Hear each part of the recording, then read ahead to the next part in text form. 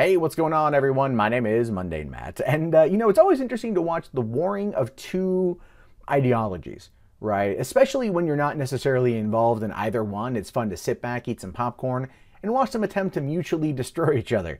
Because in this day and age, actually having a discussion about a difference of opinion or a debate against that ideology is clearly out of the question, and it's just resorting to childish tactics across the fucking board.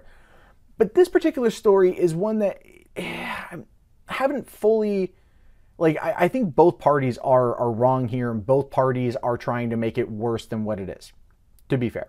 So what you've got is Rollins College in Florida, because today's videos are clearly all about Florida. You have a 20-year-old student by the name of Marshall Polston, currently battling his Middle Eastern studies professor, Arej Zufari. Now, there's just like multiple things happening here, right? So you got one incident where Marshall says that she claimed that the crucifixion was a hoax and that Jesus' disciples didn't actually believe in God, to which case Polston responded in an interview to the College Fix by saying that, basically, the text says that it wasn't a hoax, so we have to believe that it wasn't a hoax, to which case I go, do you have proof?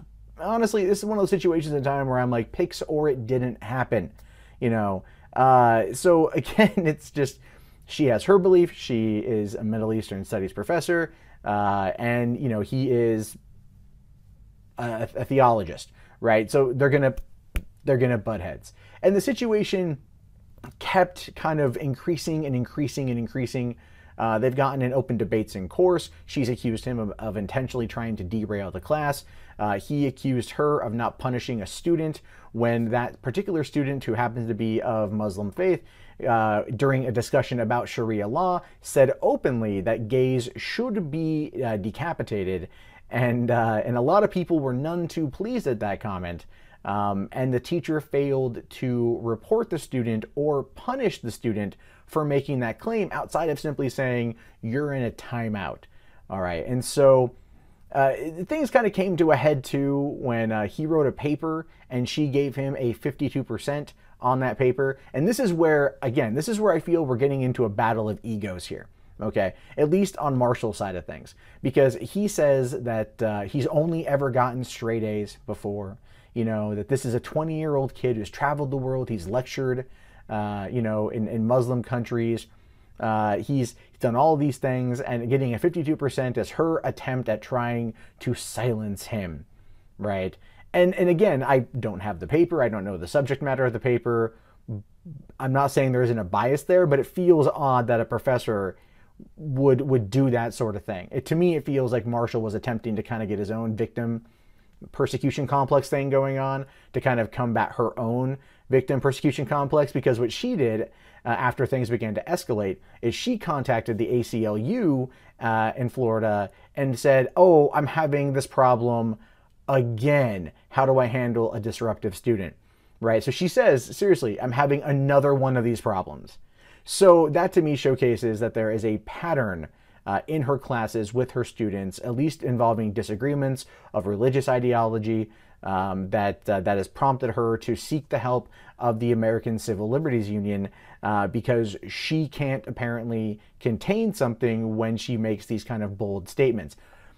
The story is weird because of these kind of dueling situations here. And again, I don't think either party is right or just in this particular situation. It feels insanely petty to me, because then it escalated. All right, she ended up contacting the university or the college and getting kind of a bit of a restraining order against him. He wasn't allowed in the course. He wasn't allowed to come back in the course, and he wasn't basically allowed to communicate with her. But then she claimed that he threatened her when he walked past her classroom and he started staring at her, right? And to which case then she contacted the school and got him temporarily suspended until the end of the semester. I have no way of knowing whether or not these things happen. He says he didn't do it. She says he did it. This is a situation, again, where it's like we've got these warring ideologies.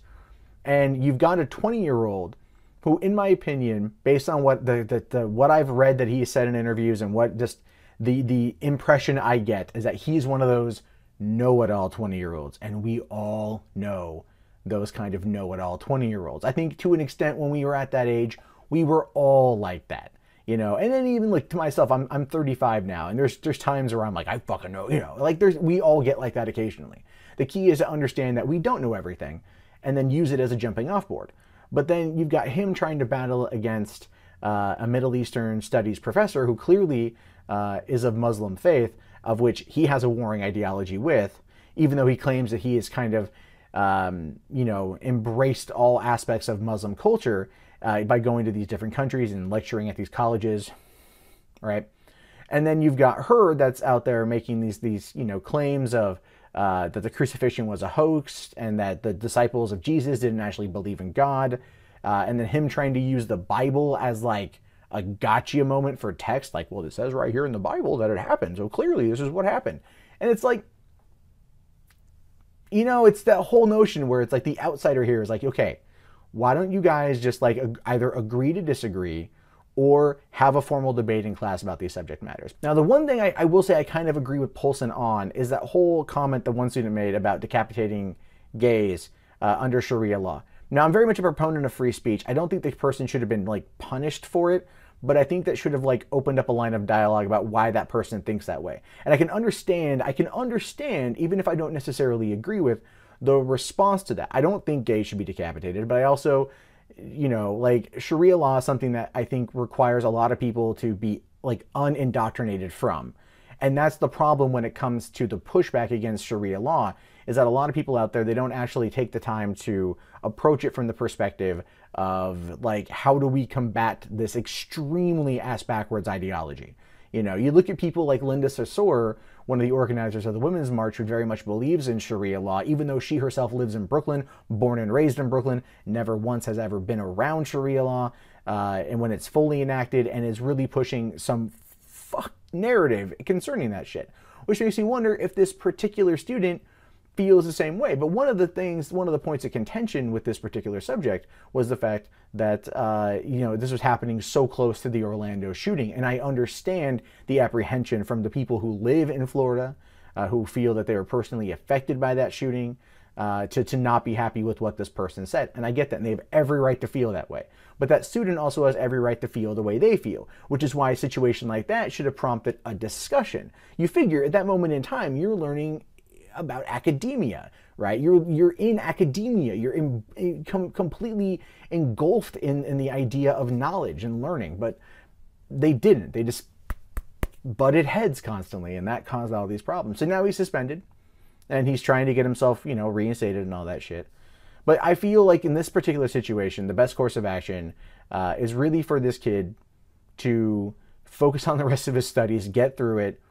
And if he disagrees with everything that the professor said, and I do believe that because the professor went to the ACLU for a second time, that she is not innocent in any of this. I think that she has her beliefs, and she might espouse those beliefs in class in a way that may not be the most aptly put, or in some situations the most appropriately given, right? Because it's just, you know, college professors are always going to tell you what they think about shit, and they're always going to be points of contention. So I feel that situations across the board could have been handled differently and better, and instead of allowing them to escalate over the course of like a month and a half, 2 months even, to get to where they are right now. So we'll have to wait to see what happens. But it's an interesting story nonetheless, because it really does kind of bring up the question about how much should be debated in college class.